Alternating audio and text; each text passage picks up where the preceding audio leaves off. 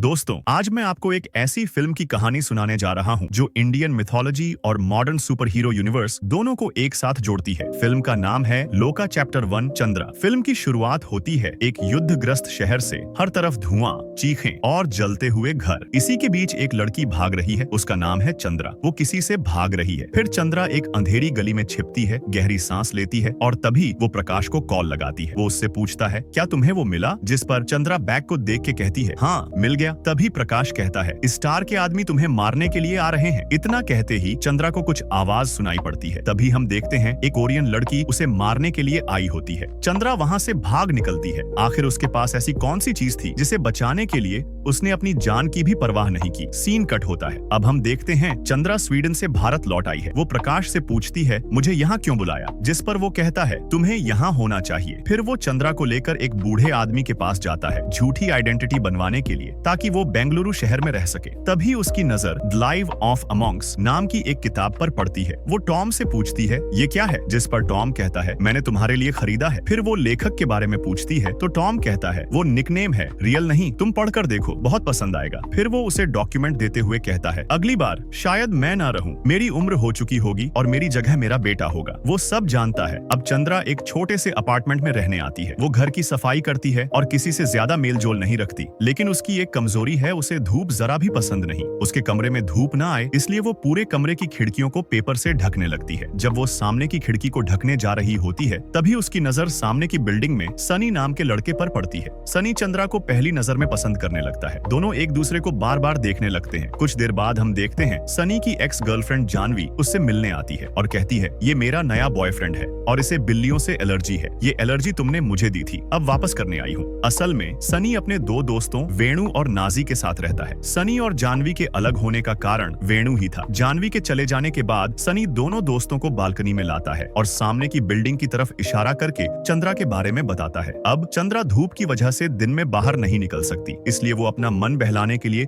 Night shift की नौकरी करने लग जाती है। एक दिन जब रात में सनी और उसके दोस्त पार्टी करके घर जा रहे होते हैं तो उनके पीछे कुछ गुंडे एक आदमी को किडनैप कर रहे होते हैं। वो तीनों इतने नशे में थे कि उन्होंने उसे इग्नोर कर दिया। असल में वो लोग ऑर्गन माफिया गैंग के थे जिन्होंने शहर में आतंक मचा रखा था। उनके टारगेट हमेशा कम उम्र के लोग होते थे जिन्हें किडनैप करके उनके ऑर्गन ब्लैक मार्केट में बेच देते थे। घर आने के बाद वेणु टीवी देखने लगता है। न्यूज चैनल पर ऑर्गन माफिया की खबरें चल रही होती हैं, लेकिन उन्हें ये तक पता नहीं था कि उनके ही पीछे से उसी माफिया ग्रुप ने एक शख्स को उठा लिया था। तभी एक छोटी बच्ची आती है और बताती है, हमारी बिल्ली बाहर रोड पर घूम रही है। फिर सनी बिल्ली लेने रोड पर जाता है। वो जैसे ही उसे उठाकर ले जाने लगता है तभी एक गाड़ी सामने आ जाती है। वो सनी को टक्कर मारने ही वाली होती है कि तभी चंद्रा सुपर हीरो की तरह एंट्री मारकर उसे बचा लेती है। जब सनी को होश आता है तो वो चारों ओर देखने लगता है कि उसे किसने बचाया। फिर वो आंख बंद करके सोचता है, आखिर मैं कैसे बचा? तभी वो देखता है कि चंद्रा काफी तेज रफ्तार से आकर उसे बचा लेती है। अब सनी को चंद्रा पर शक होने लगता है। फिर हम देखते हैं आधी रात में एक लड़की सुनसान सड़क से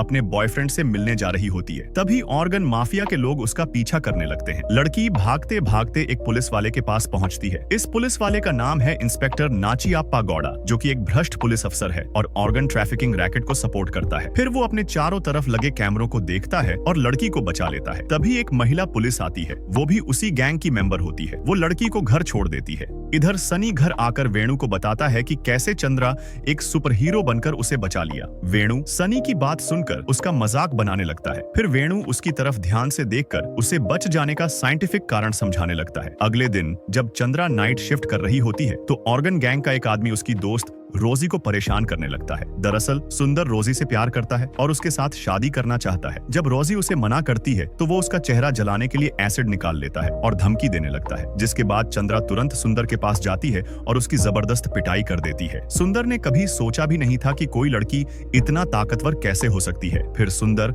अपने अड्डे पर वापस जाकर नचियाप्पा को सारी बात बताता है। इस पर नचियाप्पा सुंदर से कहता है, मुझे बताओ वो लड़की कौन थी? फिर सुंदर नाचियाप्पा को लेकर चंद्रा के ऑफिस आता है और उसे दिखाता है, लेकिन नाच्याप्पा वहाँ कुछ नहीं करता। हालांकि चंद्रा दूर से ही नाच्याप्पा को पहचान लेती है। रात में जब चंद्रा को ब्लड नहीं मिलता तो वो बीमार पड़ने लगती है। ब्लड के लिए वो एक ऑटो में बैठती है और संयोग से उसी ऑटो में सनी भी आता है। बातों ही बातों में सनी चंद्रा से सब कुछ पूछ लेता है। इतनी रात में कहाँ जा रही हो? अंत में वो चंद्रा को नाजी के बर्थडे पार्टी में इनवाइट करता है। चंद्रा मान जाती है और ऑटो से उतर जाती है। जब चंद्रा बर्थडे पार्टी में आती है तो सनी और उसके दोस्त उसे देखने लगते हैं। नाजी जब देखता है तो उसका दिल भी चंद्रा पर आ जाता है। फिर वो चंद्रा के करीब जाकर उसे पटाने की कोशिश करने लगता है। अब हम चंद्रा को बालकनी में देखते हैं, जहाँ उसे पेपर में छपे टॉम के न्यूज के बारे में पता चलता है। केक काटने के बाद सभी लोग डांस करने लगते हैं। तभी वहाँ इंस्पेक्टर नाचियाप्पा आ जाता है और पार्टी रुकवा देता है। वो कहता है, पड़ोसियों ने तुम्हारी कंप्लेन की है, तुम लोग देर रात तक पार्टी कर रहे हो, तो प्लीज इस म्यूजिक को थोड़ा स्लो रखो। तभी नाचियाप्पा की नजर रूपा पर पड़ती है। रूपा उससे उसके पॉकेट में रखे ड्रग्स के बारे में पूछती है। फिर वो अपने एक ऑफिसर को ऑर्डर देता है, इसकी तलाशी लो। जैसे ही ऑफिसर रूपा की तलाशी लेने के लिए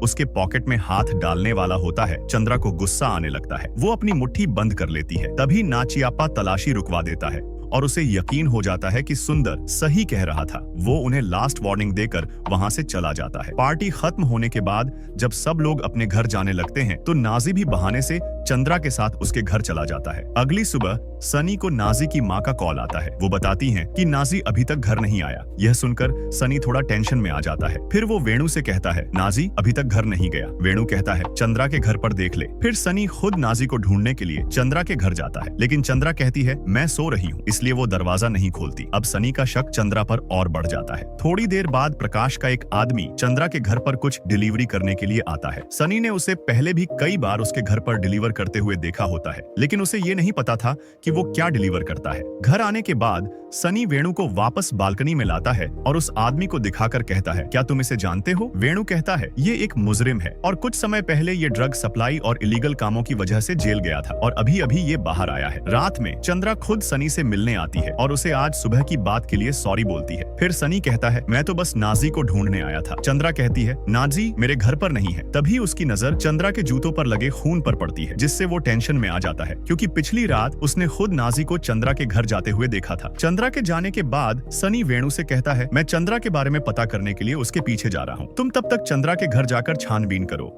जिसके बाद दोनों अपने अपने काम पे लग जाते हैं। जब वेणु चंद्रा के घर तलाशी के लिए जा रहा होता है, तभी वो देखता है कि नाजी को एक पुलिस वैन छोड़ने आई है। वो नाजी से पूछता है, पिछली रात तुम कहाँ चले गए थे? जिस पर नाजी कहता है, मैं चंद्रा के घर गया था, लेकिन उसने मुझे अंदर आने ही नहीं दिया। फिर जब लौटने के लिए गाड़ी निकाली तो पुलिस वालों ने मुझे रोक लिया और अब वो मुझे यहाँ छोड़कर गए हैं। लेकिन वेणु को नाजी की बात समझ में नहीं आ रही थी। अब हम देखते हैं सनी चंद्रा का पीछा कर रहा होता है। चंद्रा जब जा रही होती है तो ऑर्गन माफिया के लोग पहले से ही घात लगाए बैठे होते हैं, लेकिन इस बार सुंदर चंद्रा को बेहोश करने वाला इंजेक्शन लगा देता है। इसके बाद भी वो लोग चंद्रा को रिक्शा में घुसा नहीं पा रहे थे। तभी सनी ये सब देख लेता है और चंद्रा को बचाने के लिए रिक्शे के पीछे भागता है। अगले सीन में हम एक बूढ़े आदमी को देखते हैं जो अपनी पोती को नींद न आने के कारण एक यक्षिणी की कहानी सुना रहा होता है। वो बताता है, आज से 1000 साल पहले ये सब एक जंगल था। यहाँ किसी नेता का नहीं बल्कि राजा का शासन हुआ करता था। उन्हीं में से एक राजा माँ काली का प्रचंड भक्त था। उस मंदिर में केवल राजा या उसके परिवार के लोग ही पूजा कर सकते थे, बाकी लोगों के लिए वो वर्जित था। एक दिन एक बच्ची जिसका नाम नीली था, वो अपने दोस्तों के साथ छुप छुप कर राजा को पूजा करते देखा करती थी। एक दिन नीली उस मंदिर में घुस जाती है और वहाँ माँ काली के पैरों में बंधे घुंघरू के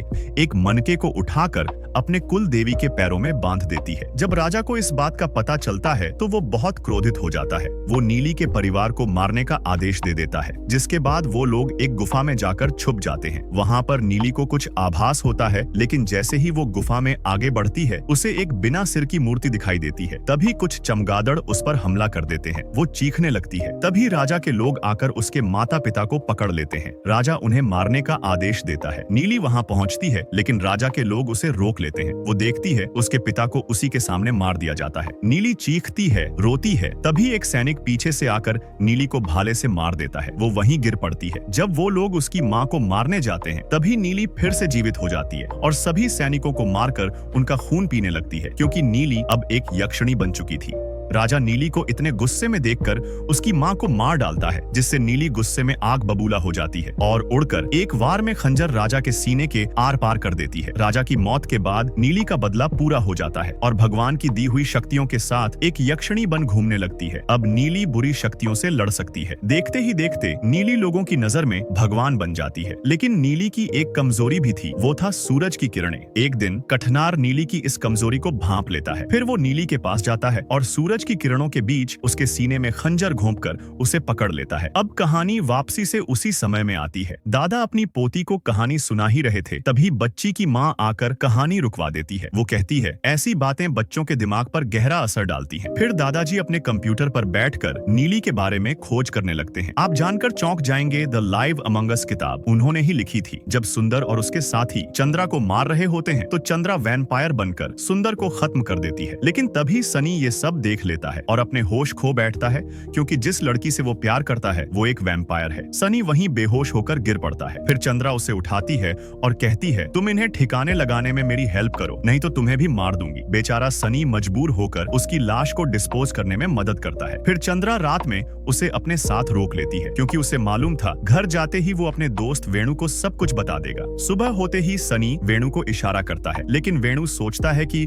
लव स्टोरी में उसे दखल नहीं देना चाहिए। फिर भी सनी बहुत रिक्वेस्ट करता है, जिससे वो चंद्रा के घर जाने के लिए मान जाता है। लेकिन तभी चंद्रा सनी को इशारे करते हुए देख लेती है और गुस्से में कहती है, रात वाली बात किसी को मत बताना, नहीं तो तुम तो मरोगे ही, साथ में जिसको बताओगे वो भी मरेगा। उधर पुलिस वाले क्राइम सीन पर पहुंचकर वहां के ब्लड सैंपल और दूसरी चीजों के सैंपल ले लेते हैं। छानबीन के दौरान नचियप्पा को एक कॉन्टैक्ट लेंस मिलता है, क्योंकि रात में लड़ाई के वक्त चंद्रा का एक लेंस गिर गया था। अब नचियप्पा चंद्रा की सच्चाई जानने की कोशिश करता है। उसकी सारी जानकारी निकालने के बाद ऑर्गन माफिया और नचियप्पा गैंग के लोग पूरे शहर में खबर फैला देते हैं, ये दोनों टेररिस्ट हैं। अगली रात जब चंद्रा और सनी बाहर टहल रहे थे तो नचियप्पा चुपके से चंद्रा के घर में घुस जाता है। वहाँ छानबीन करते हुए देखता है कि ढेर सारे खून के पैकेट और लेंस पड़े हैं। ये देखकर उसे यकीन हो जाता है चंद्रा कोई आम लड़की नहीं है। टहलते हुए सनी चंद्रा से उसका असली नाम पूछता है, जिस पर चंद्रा कहती है नीली। ये सुनकर सनी चौंक जाता है। उसे कठनार वाली कहानी याद आ जाती है। वो पूछता है, तुम्हें तो कठनार ने मार दिया था ना, तो तुम बची कैसे? चंद्रा मुस्कुराती है और बताती है, कठनार ने उसे मारने के लिए नहीं बल्कि उसके घाव ठीक करने के लिए पकड़ा था। कठनार उसे बताता है, तुम्हारे जैसे और भी लोग हैं जिनमें अलग अलग शक्तियां हैं, लेकिन हर कोई तुम्हारी तरह अच्छा नहीं। वो कहता है, मुझे तुम्हारी मदद चाहिए,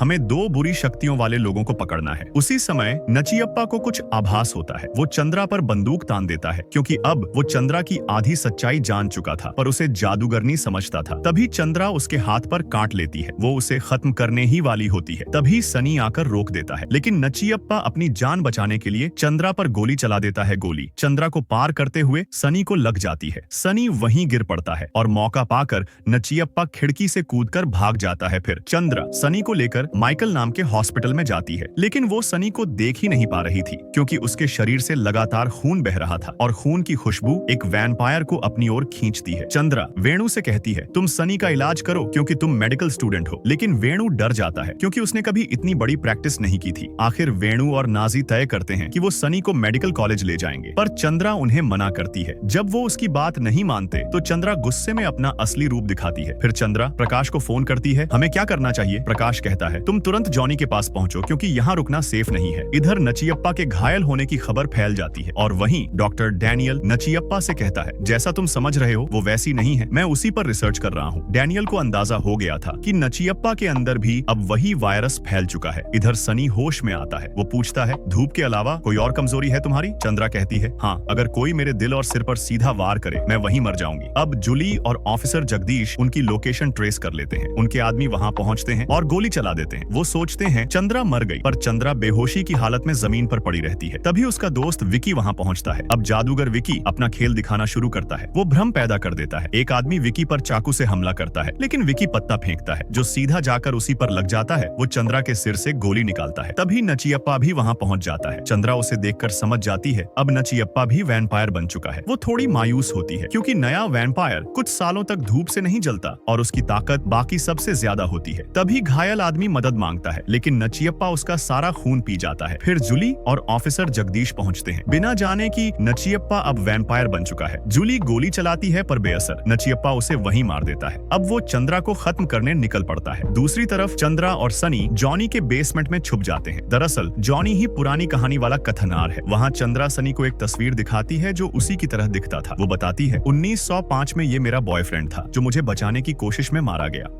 शायद तुम उसका ही पुनर्जन्म हो। तभी जॉनी आता है और चेतावनी देता है, यहाँ रुकना खतरे से खाली नहीं है। गजेंद्रन ने होम मिनिस्टर से बात कर ली है, एंटी टेररिस्ट स्क्वाड भेजी है, वो किसी भी वक्त यहाँ पहुँच सकती है। उधर नचियप्पा अब खून का प्यासा हो चुका था। वो अपनी माँ को ही मार देता है, क्योंकि जब तक वो चंद्रा को नहीं मारता उसका बदला पूरा नहीं होता। अब गरुड़ फोर्स जॉनी के गेट तक पहुँच जाती है। चंद्रा अपने सभी हथियार और जादुई खंजर निकाल लेती है और जाते जाते सनी से कहती है, किसी भी हाल में बेसमेंट से बाहर मत आना। फिर एक भयंकर लड़ाई शुरू होती है। चंद्रा सबको एक एक कर मार देती है। तभी सनी उसकी हालत देखने आता है और गजेंद्रन का खास आदमी चंद्रा को पीछे से शूट कर देता है। चंद्रा जमीन पर गिर जाती है और कहती है, यहाँ से भाग जाओ। लेकिन सनी चंद्रा को छोड़ना नहीं चाहता। वो अपना दिमाग चलाता है और खून की थैली फेंक देता है। चंद्रा वो खून पी लेती है और फिर से जोश में आ जाती है। वो गजेंद्रन के आदमियों को चुन चुनकर मार देती है। अब बस नचियप्पा बचा था। चंद्रा पूरी ताकत लगाती है, लेकिन नचियप्पा बहुत ताकतवर था। वो चंद्रा को सूरज की किरणों में ले आता है। सनी पीछे से जादुई बंदूक की सुइयों से उसे भून देता है। नचियप्पा बेहोश हो जाता है। चंद्रा खंजर उसके सीने में घोंपने ही वाली होती है। तभी नचियप्पा नाजी को पकड़कर ढाल बना लेता है। चंद्रा कहती है, तुम्हारा मरना तय है। नचियप्पा नाजी को धक्का देता है और सनी के पेट में खंजर घोंपने की कोशिश करता है, लेकिन बीच में वेणु आ जाता है और वो खंजर वेणु को लग जाता है। गुस्से में चंद्रा अपने रुद्र रूप में आ जाती है और सारी शक्तियां इस्तेमाल कर नचियप्पा को खत्म कर देती है। प्रकाश और जॉनी मिलकर नचियप्पा के शरीर को एक लॉक में बंद कर देते हैं। जॉनी उस लॉक पर एक साइन बना देता है ताकि वो कभी भी जिंदा न हो सके। अब समय था सनी को अलविदा कहने का। सनी चंद्रा को जाने नहीं देना चाहता था, क्योंकि वो उससे सच्चा प्यार करता था। चंद्रा उसे गले लगाती है और कहती है, मुझे तुम्हारी बहुत याद आएगी। फिर सनी वेणु का इलाज कराने के लिए निकल जाता है। तो दोस्तों, इसके साथ हम आपसे विदा लेते हैं। फिर मिलेंगे ऐसी ही नई कहानी के साथ। तब तक इस वीडियो को लाइक, शेयर और सब्सक्राइब जरूर करना। Good bye.